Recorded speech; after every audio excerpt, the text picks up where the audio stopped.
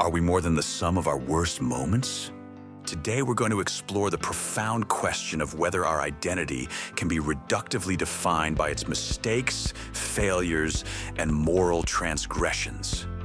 Our lives are an intricate mixture of experiences, a complex interplay of triumphs and failures, virtues and vices, moments of profound grace, and instances of regrettable folly. Yet, there exists a pervasive societal and self-imposed tendency to fixate on the latter, the worst moments. These are the blunders, the missteps, the ethical lapses, the outright wrongs that once committed can cast a long, distorting shadow over an individual's entire being.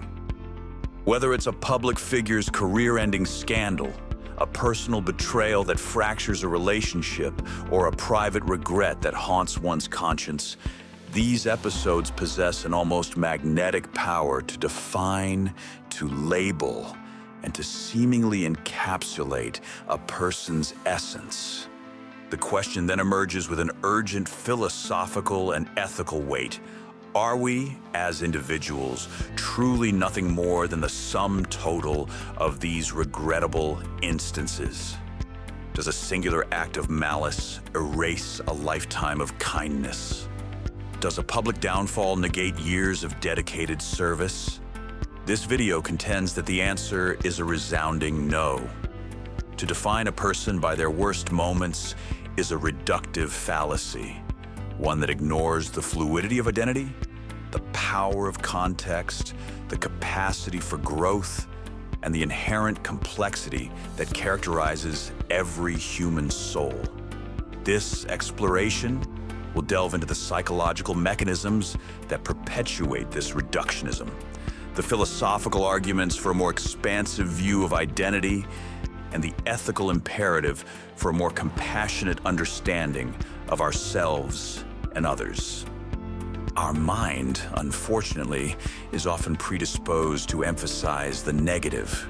Cognitive biases, such as the negativity bias, mean that unpleasant thoughts, feelings, and experiences are more readily recalled and have a greater impact on our psychological state than positive ones. This means that a single harsh criticism can outweigh 10 compliments, and a solitary failure can overshadow a string of successes.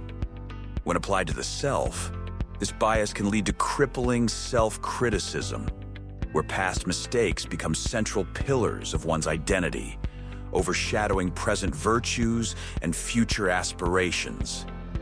This phenomenon is exacerbated by media sensationalism and the culture of instant judgment prevalent in the digital age. A person's worst moment, especially if public, can become an indelible digital scar, endlessly replayed and recontextualized, often stripped of its original tone. The narrative spun around such events often becomes the definitive narrative of the individual, displacing their lived experience. This public condemnation can be incredibly difficult to shake, as the collective memory often prefers the dramatic scandal to the quiet, consistent good. In this environment, the mere summation of errors transforms into a definition of being, trapping individuals in a past they may have long transcended. A critical flaw in defining individuals by their worst moments is the omission of context and intent. No action occurs in a vacuum. A moment of anger might be the culmination of years of suppressed frustration. A regrettable lapse in judgment might stem from immense pressure, fear, or a desperate situation. While not excusing harmful behavior, understanding the circumstances and the internal state that led to an action is crucial for a complete picture of the person involved. Moreover, the intent behind an action speaks volumes about character. An act committed out of malice, premeditation, or pure indifference carries a different weight than one born of ignorance, panic, or a tragic accident. To equate the two is to flatten the moral landscape of human experience. When we reduce a person to their worst act, we implicitly deny the possibility that the act itself was an abnormality, a momentary deviation from their core values, rather than an accurate reflection of their enduring character. This reduction ignores the complex web of motivations, pressures, and personal histories that shape every decision. Perhaps the most compelling argument against defining individuals by their worst moments lies in the dynamic and evolving nature of their identity. Unlike a static monument, a person is a continuous process of becoming. We're not fixed entities, but rather beings with an inherent capacity for learning, adaptation, and profound transformation.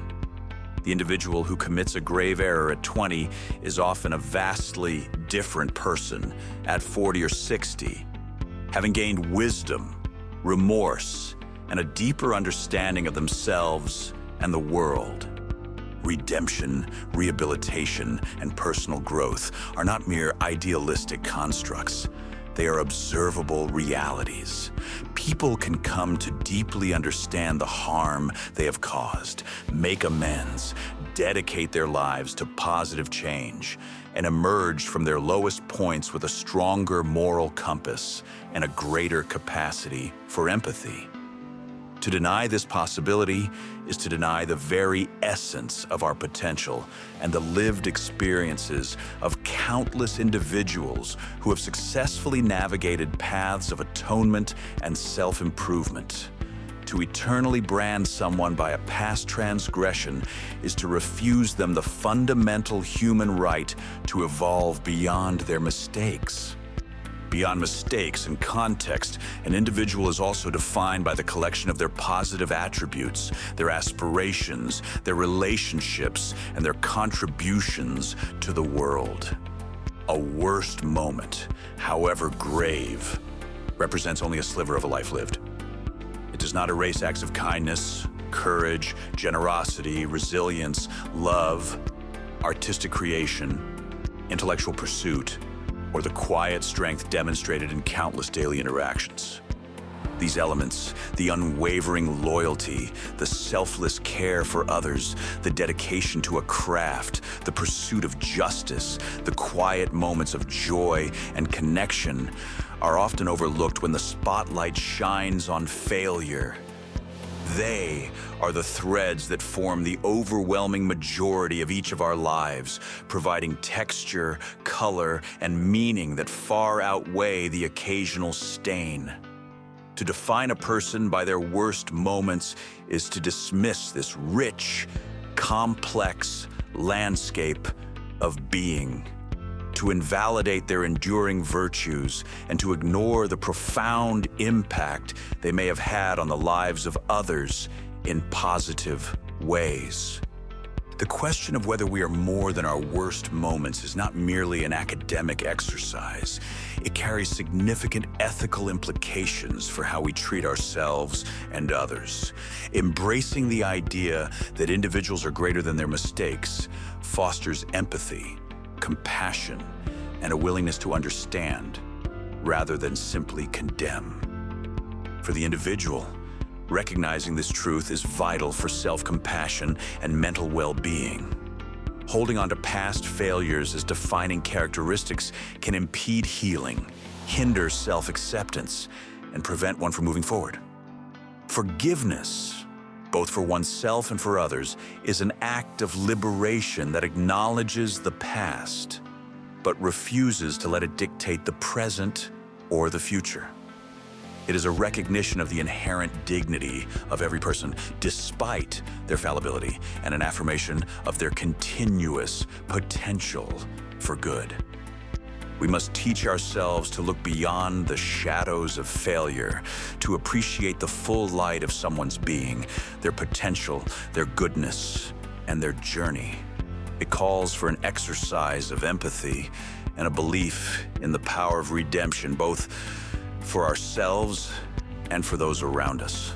Ultimately, the quest for our personal peace hinges on our collective willingness to embrace the truth that while our worst moments are undeniably part of our story, They are never and can never be the whole story.